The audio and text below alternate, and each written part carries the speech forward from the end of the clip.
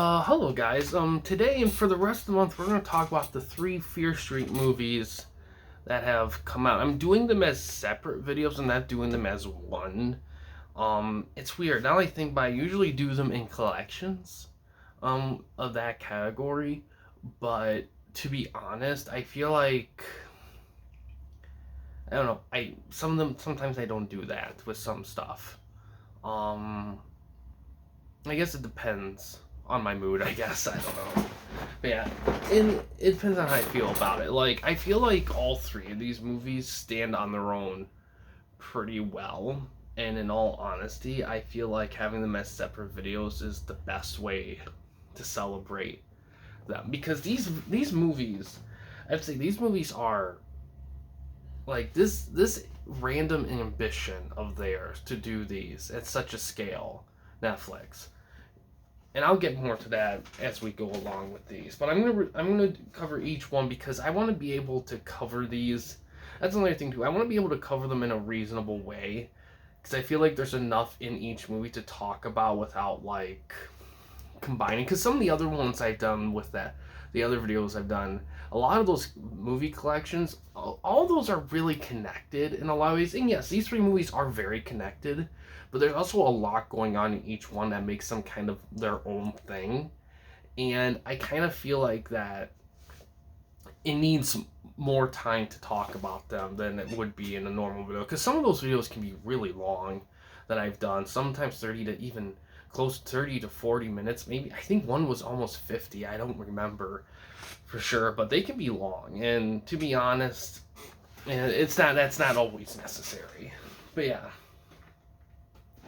First one, we're going to talk about Fear Street Part 1 today, specifically Fear Street Part 1, 1994. It was released in 2021. It's rated R. It's an hour 47 long. It has 6.2 out of 10 on IMDb with about 80,000-ish user votes, and it has 67 on Metacritic, about 178 critics. It was directed by Leigh Janiak. I think that's how you pronounce the name. Her name. She also did, she directed all three of these. So, she also directed Honeymoon from 2014. It stars Kiana, Kiana, Madeira. Some of these names, and that's on me. Some of these names I just can't pronounce, and that's on me. She was also in the movie Dark Matter. And also Olivia Scott Welch, who was also in Shithouse.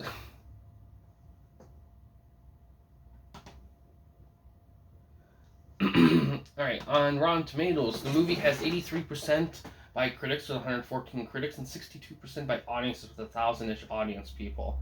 The critics' consensus: Fear Street Part 1 1994 kicks off the trilogy in promising fashion, honoring the source material with plenty of retro slasher appeal. The audience says it has more enthusiasm for its throwback setting than actual inspiration, but Fear Street's first installment does just enough to make slasher fans interested in its sequels. Alright, these movies are only on Netflix. They're a Netflix produced thing. And the other thing is these aren't going to be on DVD or Blu-ray because they are on Netflix. Anything that was made by Netflix for Netflix, they're not going to take off, really. So that's something to keep in mind with that. So Part 1. So what is this about? So the Fear Street movies, they're based on books written by R.L. Stine. He made these books before he did Goosebumps. These books were aimed toward an older, more mature audience, young adults. So they are technically more based in the real world, technically, but they had some fantasy elements, but not anything overzealous like Goosebumps, and they were much more violent. They were very popular, but they didn't go as far as Goosebumps did in terms of popularity, because Fear Street, I don't remember like the timelines of his writings, but I think Goosebumps took off really big because it appealed to kids. And there was a lot of appeal for kids horror at that time period. The 90s was a great period for kids horror. I could make a video about that in a nutshell. Um, but but yeah. Let me think for a second. But yeah. But so basically, what this is about is pretty much there's this town that a lot of people is cursed by a witch that was that town wrong centuries ago. And pretty much what and how that happens is every so often there'll be somebody who's completely normal just out of nowhere becomes a crazed killer and just kills a bunch of people. And all these killers from different time periods, they have their own gimmicks and themes or whatever. I mean, and this one takes place in 94, and this one is kind of the introduction that we see these characters. Like there's a recent one and it affects these characters, and then they have their own dramas going on, and then one thing leads to another, and they kind of discover a location connected to that story. And because they did that, it triggers an event where there's the horrors become after them, so they have to just survive the horrors and go from there.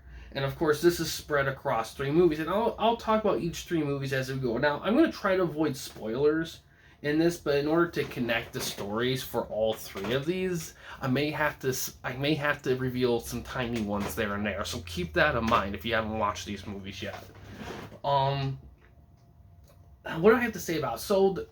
I remember watching this. I remember people did not care for the first. From what I heard, a lot of people consider the first one their least favorite, and I think a lot of it is that, yeah, because I don't know why. I think a lot of people thought the characters were a bit over serious and a little too intense. Like there wasn't like it seemed like a lot of the main characters had like one emotion, and that's just angst and just anger. And I'm just like, and I think, I get that, but here's the thing: it's 94. It's gritty, like 94, like middle, rural, small town, gritty 94, and the main character's gay, and that's not a secret. You learn that very quickly.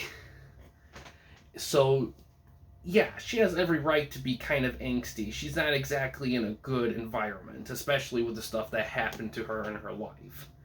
Um, some people didn't care for like a lot of like the consistent like angsty tone, and I can get it can come across as a little pretentious, but if you put yourself in their shoes, you can understand why. And that didn't bother me as much. I think a big thing though with this introduction is that